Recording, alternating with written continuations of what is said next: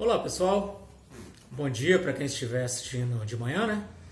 Boa tarde para quem estiver assistindo à tarde e, lógico, boa noite para quem estiver assistindo à noite.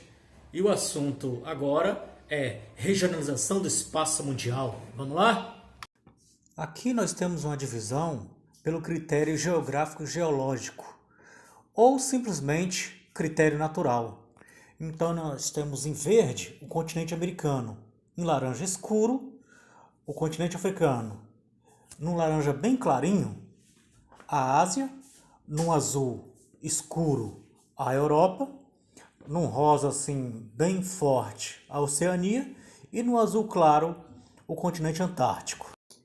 Neste quadro, ainda dentro da regionalização sob critério natural, nós temos dois blocos. O bloco da esquerda é o bloco formado aí pelo continente africano, asiático e Europa, ou seja, é o bloco euro-afro-asiático. No canto direito, nós temos ali o bloco euroasiático. E frequentemente, de repente em prova, vocês irão ver mais esse da direita, ou seja, o continente euroasiático, tá? Bom, vamos lá? Regionalização histórico-cultural. Bom, como o próprio nome sugere, essa regionalização baseia na formação dos povos, dos territórios, enfim. Então, o Velho Mundo seria aquele território formado por África, Ásia e Europa, ou seja, é o mundo conhecido antes de 1500. O Novo Mundo é o continente americano e o novíssimo mundo é a Oceania. Agora, de repente você pergunte, professor, mas e a Antártica? Onde é que entra aí? Bom, a Antártica não é um mundo, porque o mundo é uma coisa assim humana. E o continente antártico ele só é habitado por seres humanos durante um curto período de tempo, no verão, né? Aqui nós temos a regionalização pós-Segunda Guerra. Que regionalização é essa? A regionalização que dividiu o mundo em dois, ou seja, dois polos de poder, o mundo bipolar. De um lado tínhamos os Estados Unidos, capitalista, e do outro lado tínhamos a União Soviética, socialista. E estas superpotências disputavam o espaço mundial. Esse período ficou convencionado a chamar de Guerra Fria. Por que Guerra Fria? Porque essas superpotências nunca chegaram a entrar no conflito direto entre elas. Quando houve conflito no terreno de terceiros. Por exemplo, em Angola, Moçambique, né, onde teve lutas sangrentas. Aqui no Brasil, essa Guerra Fria ficou refletida através da ditadura civil-militar. Ou seja, todo o planeta foi afetado por essa disputa. E o equilíbrio pelo terror. Por que equilíbrio pelo terror? Devido ao medo de que, se essas superpotências usassem suas armas, a vida tal como conhecemos no planeta seria destruída. A partir da década de 1950, surgiu aí uma divisão de mundo baseado em primeiro, segundo e terceiro mundo. O primeiro mundo seria composto pelos países capitalistas ricos. O segundo mundo pelos países socialistas, por exemplo, União Soviética, China, Argélia, né? E o terceiro mundo pelos capitalistas pobres. Tá? Conforme vocês podem verificar no mapa, em verde temos aí os países do terceiro mundo, Brasil, por exemplo, né? Numa cor assim meio amarelada, os países do primeiro mundo, Canadá, Estados Unidos, Austrália e países europeus. E numa cor puxado para vermelho, os países do segundo mundo. Aqui, neste mapa, nós estamos vendo a regionalização segundo critérios econômicos, ou seja, a famosa regionalização norte-sul. Então, os países de cima, né, são os países do norte, lógico, e os de baixo são do sul.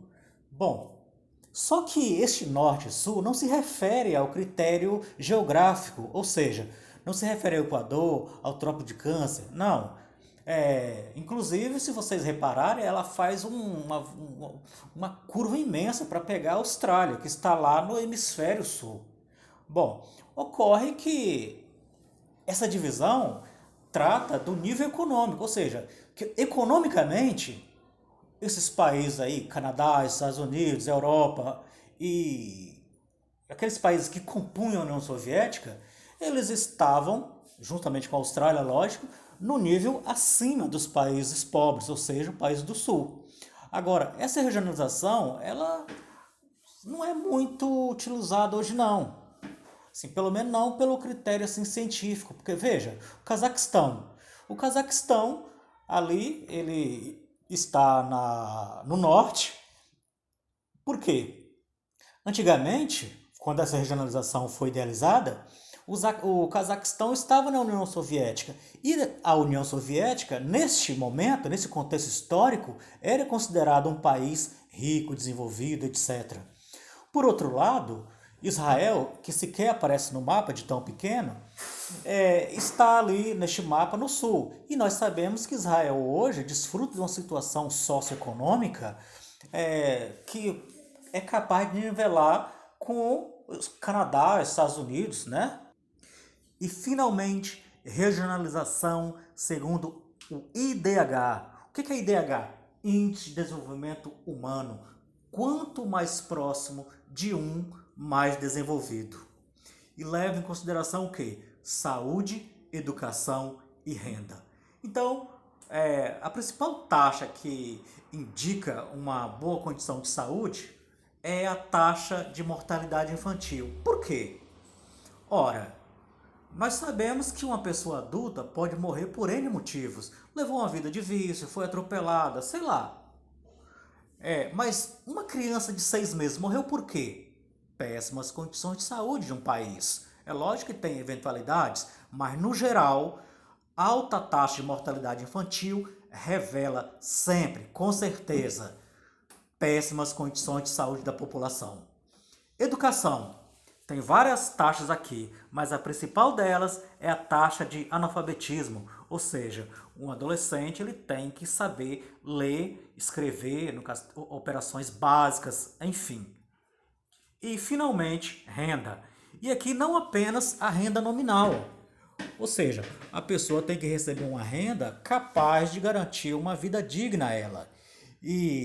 Ou seja, às vezes, de repente, um país tem até um nível tecnológico avançado, tem um PIB elevado. O que é o PIB? É a riqueza gerada durante um ano. Mas essa renda não é bem distribuída entre a população. Então, resultado, vai fazer com que o IDH deste país caia. Aqui no mapa, temos aí, em azul, os países com IDH elevado. Lembrando que o Brasil aqui está com IDH elevado. Mas é lógico que não é tão elevado quanto os Estados Unidos e Canadá.